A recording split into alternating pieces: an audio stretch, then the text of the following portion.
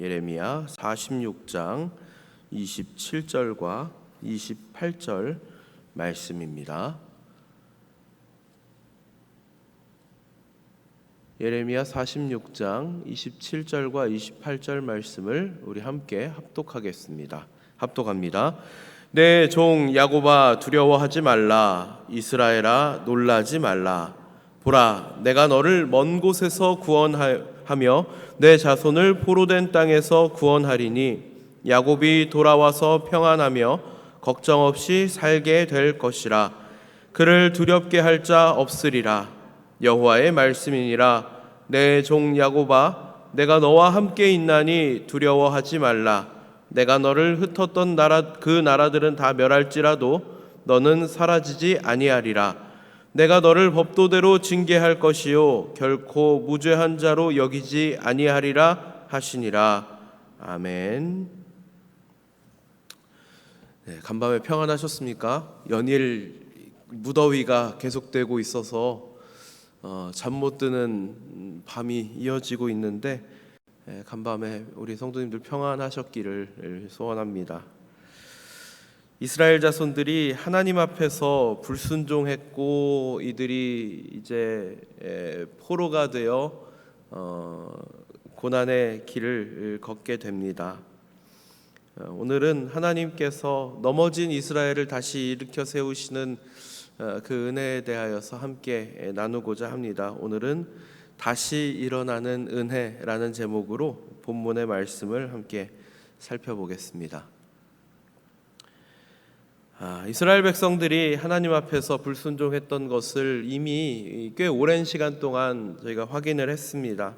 하나님과 맺었던 언약을 저버리고 주변의 풍습과 문화를 따라 행했습니다. 이방 신들을 섬기는 이 우상 숭배의 문화가 경쟁적으로 막 도입이 됩니다. 하나님을 잘 섬기면 하나님께서 약속하신 대로 나라와 민족을 평안하게 하실 것인데 이들은 그렇지 못했죠. 이것이 나라가 망하는 원인이 됩니다. 도저히 피할 수 없는 그런 상황까지 이르게 되었습니다.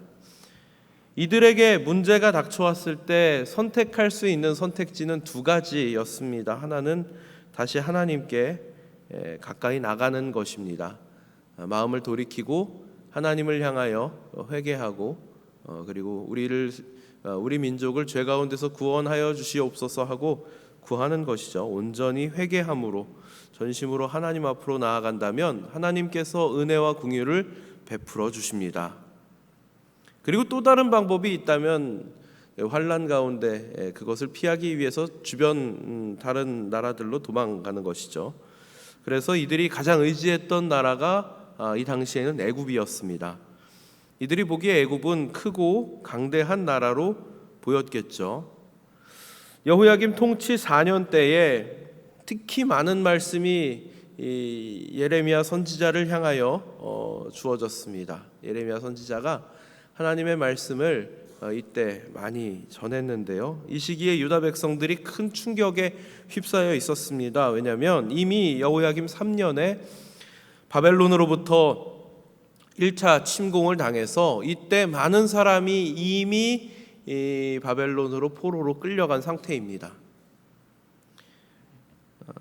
이때 포로로 끌려간 이들 중에 유명한 인물이 우리가 잘 아는 다니엘이 이때 포로로 같이 끌려가게 되죠.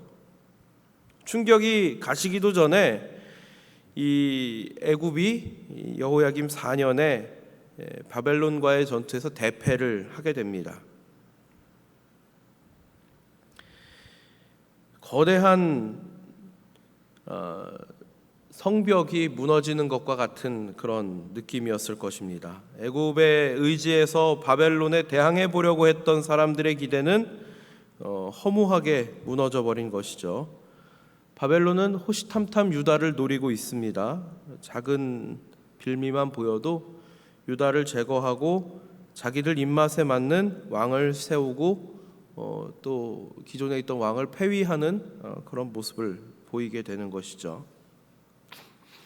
나라는 안정되지 못하고 항상 외세의 위협으로 인해서 바람 앞에 등불과 같은 그런 모습입니다. 사람들이 이런 시국이 되니까 흔들릴 수밖에 없습니다. 그렇다고 뭘 딱히 시도할 그런 대안도 없는 상태죠.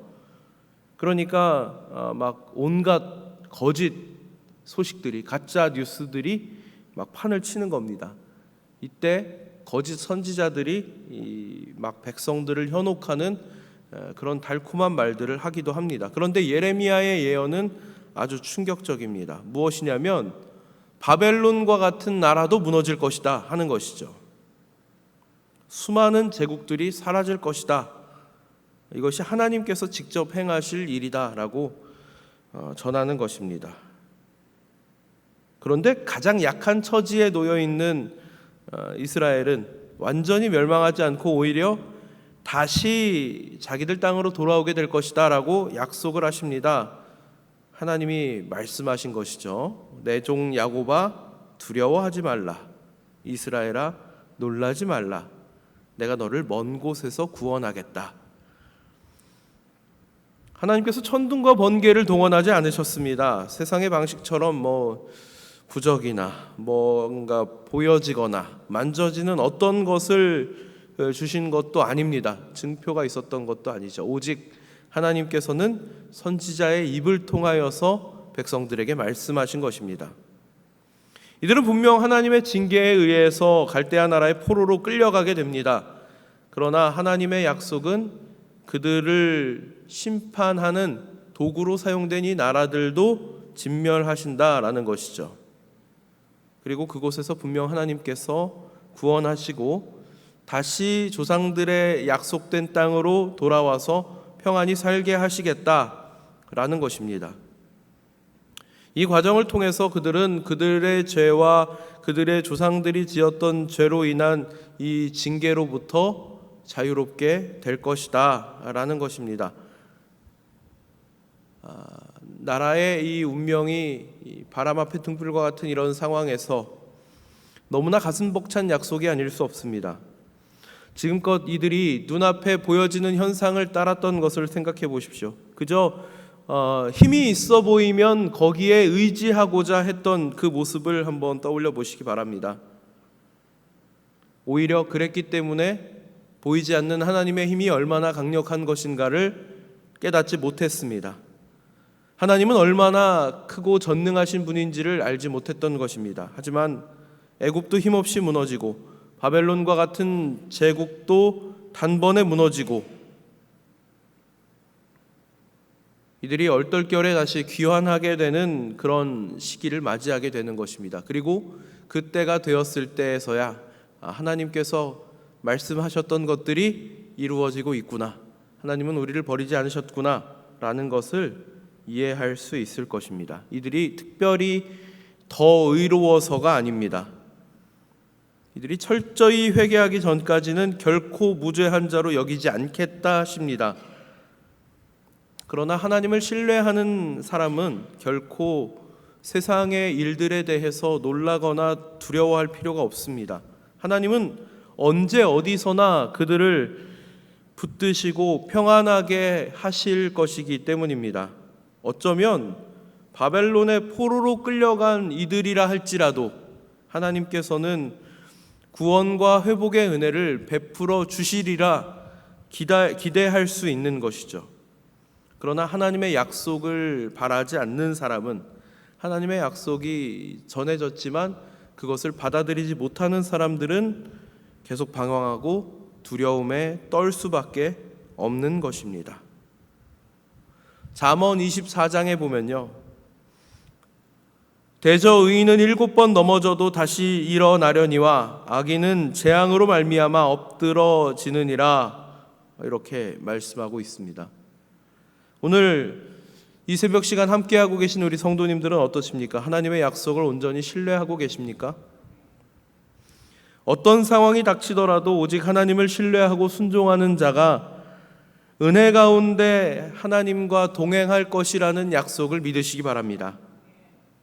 하나님과 함께하는 사람에게는 7번을 넘어져도 다시 일어서는 은혜가 함께할 것입니다. 오늘 이 시간 이 새벽 시간을 함께 하고 계신 우리 성도님들 가운데에도 7번을 넘어질지언정 다시 일어나는 은혜가 함께 하시기를 주님의 이름으로 소원합니다. 기도하겠습니다. 하나님 아버지, 흔들림 없이 오직 하나님을 신뢰하며 끝까지 하나님 말씀을 붙들고 살기를 소원합니다.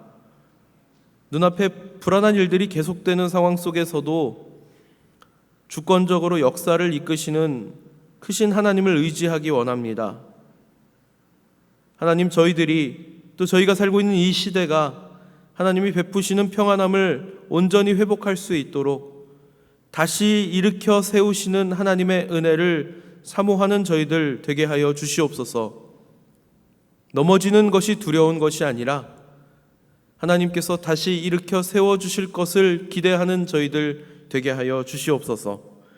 오늘 이 새벽 시간을 하나님 앞에 드리며 또 빈손으로 나오지 않고 구별하여 하나님 앞에 올려드린 헌금이 있습니다. 하나님 받아주시고 드려진 손길들마다 하나님께서 복 내려주실 때에 날마다 동행하시는 은혜를 베풀어 주시고 소원하는 모든 기도의 제목들 가운데 응답하여 주시는 하나님의 함께 하심을 경험하게 하여 주시옵소서. 오늘 하루도 말씀 붙들고 주 안에서 승리하는 저희들 되게 하여 주시옵시고 감사드리며 우리 구주 예수 그리스도 이름으로 기도드리옵나이다. 아멘.